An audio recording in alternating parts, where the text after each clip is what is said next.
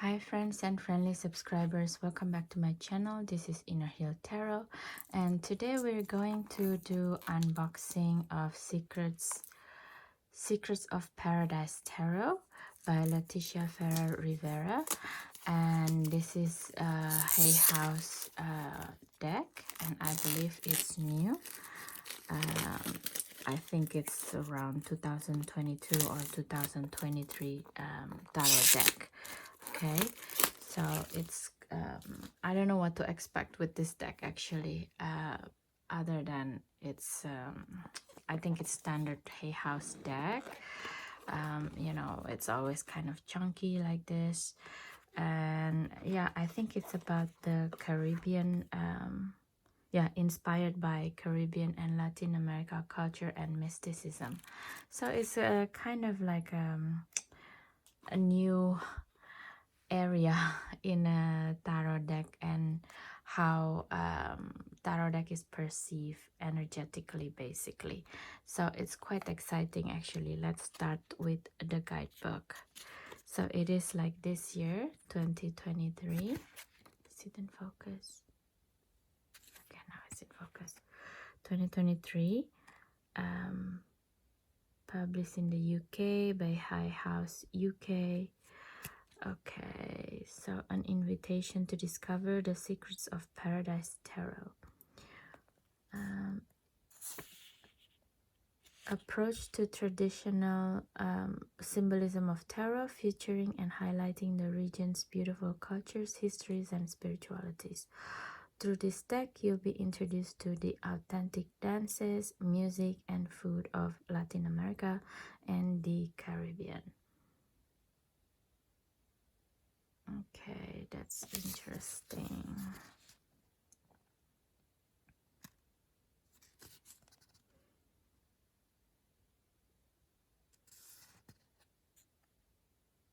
Okay, so it's kind of, yeah, it's kind, I don't know what to say actually. It's kind of like, because the artist is, the artist culture is come from the Caribbean and Latin America areas. So I think, this is what the artist would like to do actually,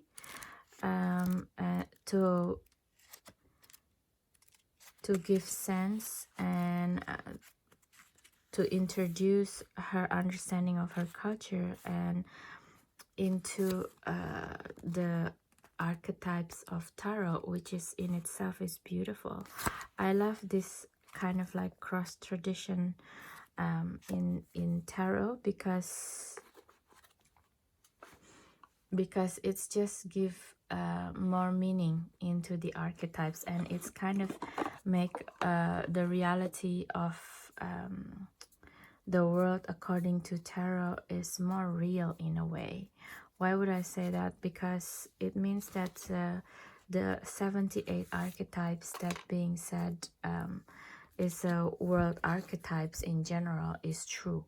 If it's like you can relate it in so many different levels of culture, that means the hypothesis of the world is 78 main characters or main archetypes, main energy. It's true. Okay, so that's one of the reason also I'm creating a lot of videos with as many different and versatile energies of the tarot in itself, because then we can see that how this is permeates in our understanding of the world and culture, right? And that's also bring tarot more and more mainstream. If you only stuck with the Rider Waite Smith, which is like the late 1800s, the early 1900s era of UK or Britain, it's not gonna always resonate with everyone, right? Because not many people living in Britain at that time, and it's, yeah, it's not you know, probably people don't like the clothing depicted there, or it's too white or something like this. So that's why like so many different kind of energies, different kind of representation in different kind of tarot decks is quite important actually, to have this sense of inclusivity. Okay, so it's already 5 minutes into this video. Why don't we just start with the silent flip through? The card itself is, it's also beautiful and it's quite sturdy. The only thing, it's like it's all very glossy, including the box, which is, it's not my style, but never mind. And the back is really beautiful with the pearl, you know, in the middle with the, is this the cannabis? It's probably cannabis. No, it's not cannabis, sorry. It's just like a seaweed or something like that, and the seashells around it. It's beautiful. Okay, so let's enjoy the silent flip through. Yeah, let's do this. Enjoy it. Maybe I do it like this actually, to make it not so lonely. Okay.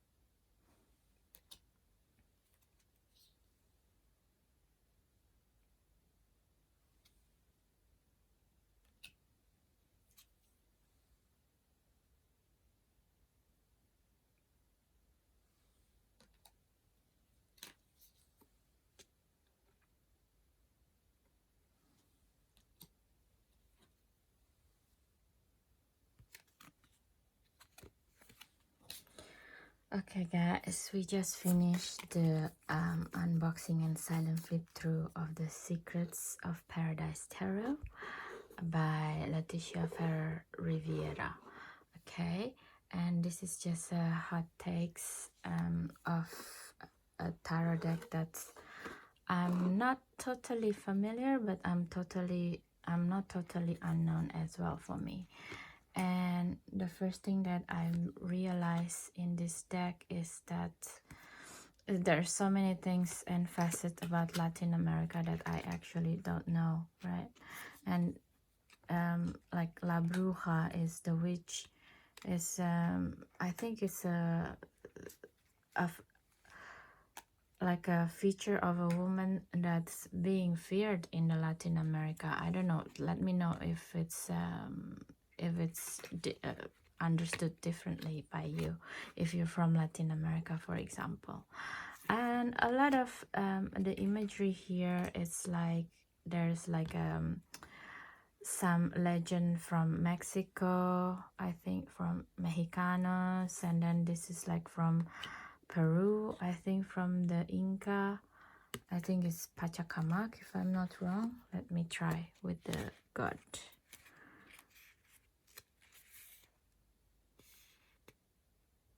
No, it's different. It's Yohaku. It looks like Pachacamac of the Inca sovereign in the Andes mountain, but this is probably more closely to Mexican culture that I'm not very familiar with, you know. And to be quite honest, I'm a little bit out of depth here. Probably I'm not a very good person to do kind of like hot take of this deck, because I feel blindsided to be honest. And what I noticed as well is like this is not really a beginner's deck, because they rename a lot of the major arcana major arcana names. So for example, like ninth is supposedly the Hermit in a regular Rider White Smith tarot, but in here is Wisdom. So like Wheel of Fortune is Wheel of the Year, and it's not necessarily fortune anymore, but it's like more understanding of the notion of time, which is I'm not totally agree with putting the Wheel of the Year because it's take out the essence meaning of Wheel of Fortune, which is like the change of luck. So this is just become like the understanding of the notion of time, in my opinion. And also it's become something that's you know, it feels like if you want to change your luck, you have to plan it, kind of thing. Whereas like the original meaning of the Wheel of Fortune, I feel it's more like the change of luck, or like, and also sometimes it's all of a sudden and it's a blessing. It's not something that you plan. So yeah, I don't know, I'm a little bit not really agreeing with this wheel imagery, but that's just me. And Santa Muerte as the Justice with Karma. It's interesting. 12 with the Hangman become Discipline. Death still death, and this is about two indigenous Latin American tribe dethrowing the conquistador from Spain. Temperance still temperance, and like the devil become the temptations, you know. And it's not really clear what it means in this sense, because it can be husband and wife dancing together. So then the meaning of temptation is kind of lost, in my opinion. Okay, and the Tower, there must be like some spirit connection here. It's very interesting. And the star become the goddess Yemaya, which is the water goddess. I think it's derived from African tradition, Yemaya, and then it's being adopted by the Caribbean through the African slave trade at that time. So together with Oshun in South USA, there's also like a ocean cult, I think, and that's how the Yamaya cult also started in the Caribbean. That's how I feel about it. If I'm wrong, please correct me, okay? Like I said, I'm probably really out of depth on this culture reference here. So let's also and 19 with Gui, the sun, so probably it's also the sun. And the thing is really funny about this, there's 2 bonus cards that came before Judgment and the World, and then also there's another card, another major arcana card, which is the Universe. And it's really sorry guys, I'm filming like 5 a.m. in the morning because I had an anxiety attack this morning, couldn't get back to sleep as well, so I'm sorry if I'm sounded weird. Yeah, and the bonus card is a bit interesting for me because like in the healing part, this is more like sound healing, and also chakra healing, and together with the sounds here, bow sound, which is it can be also supposedly together with plant medicine kind of healing ceremony. With the Judgment, I don't know what it means, but this is like look like riot. It can be interesting. And Madre Tierra is basically Mother Earth, right? The world. Yeah, it's like interesting imagery again with the turkey and the seal here and the peacock. So it's just a different representation of energy now compared to the mythical beast that we can find in the world card in Rider-Waite-Smith. Okay. Yeah, the minor arcana, I don't know, I'm not really resonating actually. I don't know why. Maybe because I haven't been to that part of the world. I mean, in Mexico, in Central America, this feels to me more Central America centric in the story and the lore, whereas I normally go to the South Americas. So they have a different kind of tradition as well, I think. And the Ace of Wands, I feel a little bit confusing, especially the 2 and the 3, because it's supposed to be surfing, and if you're surfing in the ocean, shouldn't be in a cup or something like that. So like cups, you know, the suit of cups. So to have it as the 3 of Wands, I don't know, it's a bit iffy, but again, probably it's a different cultural representation. In a way, also, it's understandable. It's starting something in the realm of deep emotion or something like this. The interpretation, it's interesting. And the 4 of Wands, we've gone back to the land side of things. Yeah, there's a lot of things happening in the Suit of Wands because, first of all, like for example, it started with the air part of the wands, right? With the witch's broom here, La Bruja. And then all of a sudden we go into the water territory of the wands.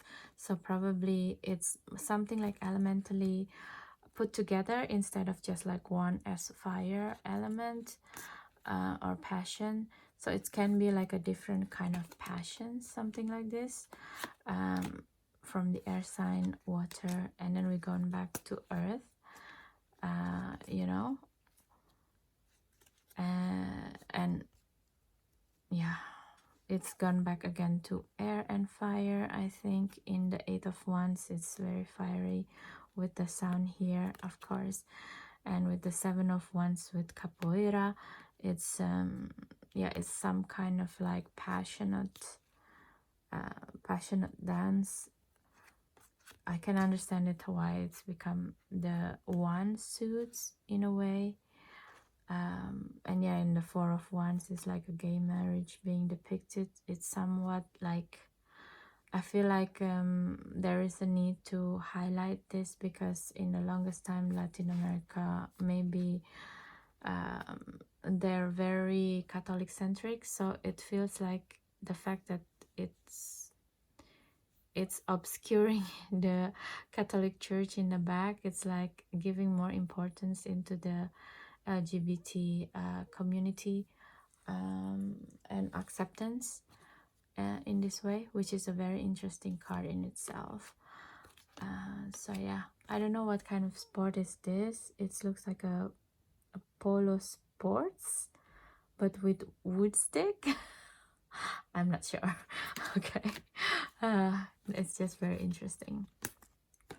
And the 9 and 10 of Wands is also very interesting because it's about the sugar cane, and it's kind of bringing back the roots of slavery from Africa, that, you know, like a lot of African people being transported to the Caribbean as a slave to work in the sugarcane factories at the time, in a long time ago, okay, not in a modern time. So it's very fascinating also that the 9th and the 10 of Wands, which is like a lot of burden, responsibility, is depicting as the sugarcane, because the sugarcane is supposed to bring sweetness, to bring money, but maybe I don't know if it's like subconsciously or unconsciously, or I'm interpreting it or I'm projecting it, but it feels like there is a burden here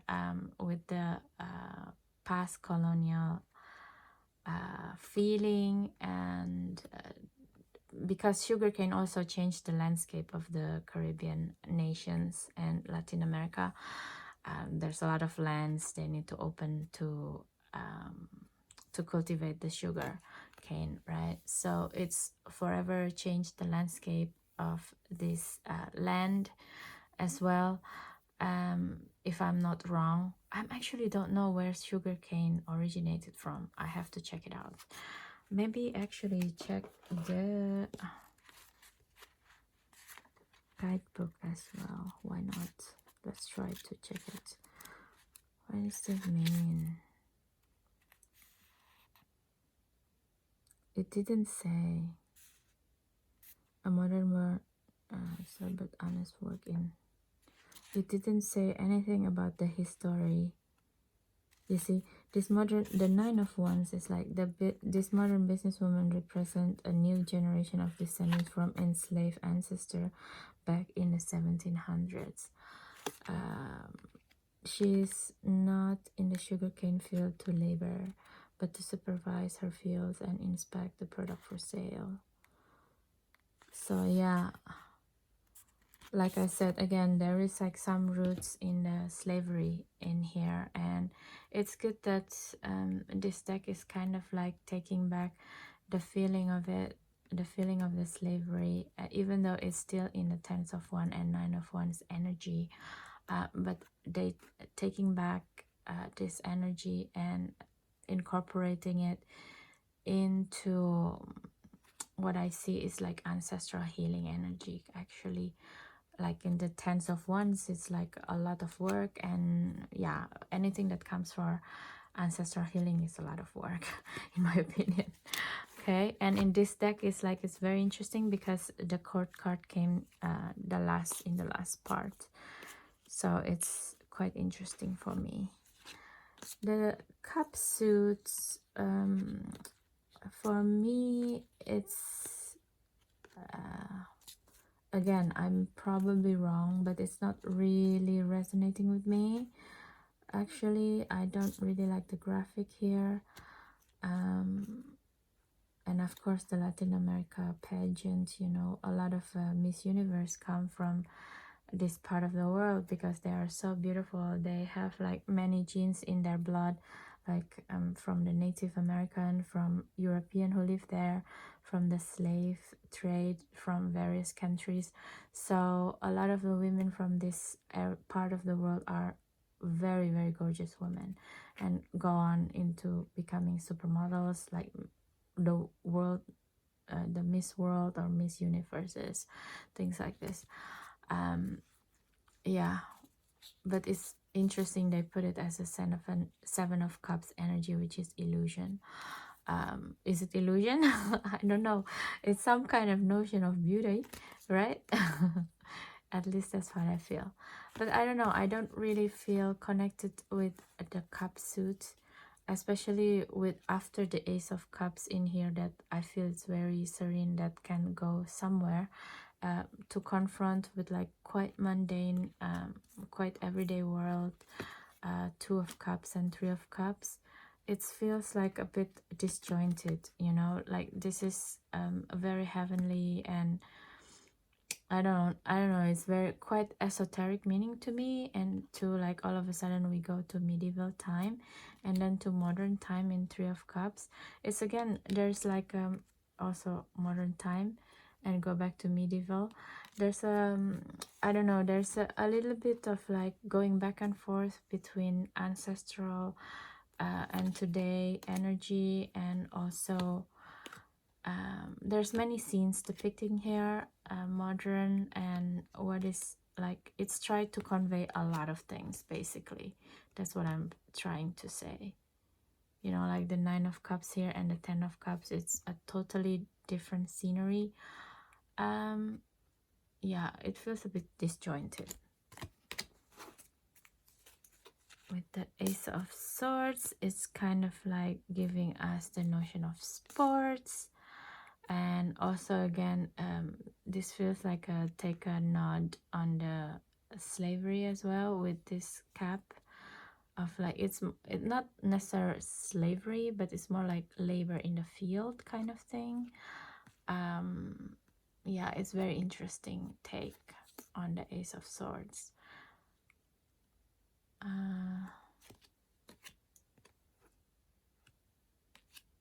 I don't know what it is. The Three of Swords. Let's check it out actually. Three of Swords. Raul Ayala is one of several artisans who create Fe Gigante masks from Lotsa, and this card illustrates one made of coconut. Oh, it's kind of mask, coconut mask. Okay. So, and that's it. There is no other explanation. This is the thing that a little bit frustrating I found, because the explanation is of this culture is just, it's just one very short paragraph, which is like, I feel it should be more. And I think that the Dutch artist should focus, because if it's not a beginner deck to begin with anyway, so I think there can be more words to be said about the culture cues that depicted here, instead of the explanation of the energy. Because if you're going to work with this deck, I don't think you're a beginner, you know. So this is the court cards. There's a lot of flamenco dancing, and it's a very interesting take of Page of Wands. Learning how to barbecue.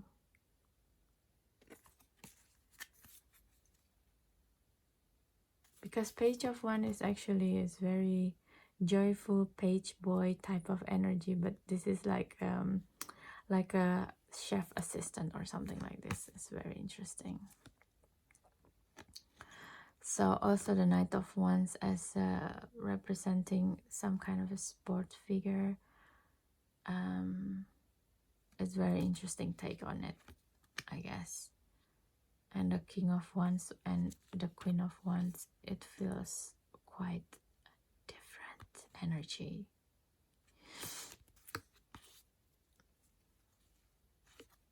It's nice also that the cups in the end going back to the water, of course. And I like the detail here actually, because the Princess of Cups is looking for the Knight of Cups, and she's in the bikini here looking for him, and he's here, hello.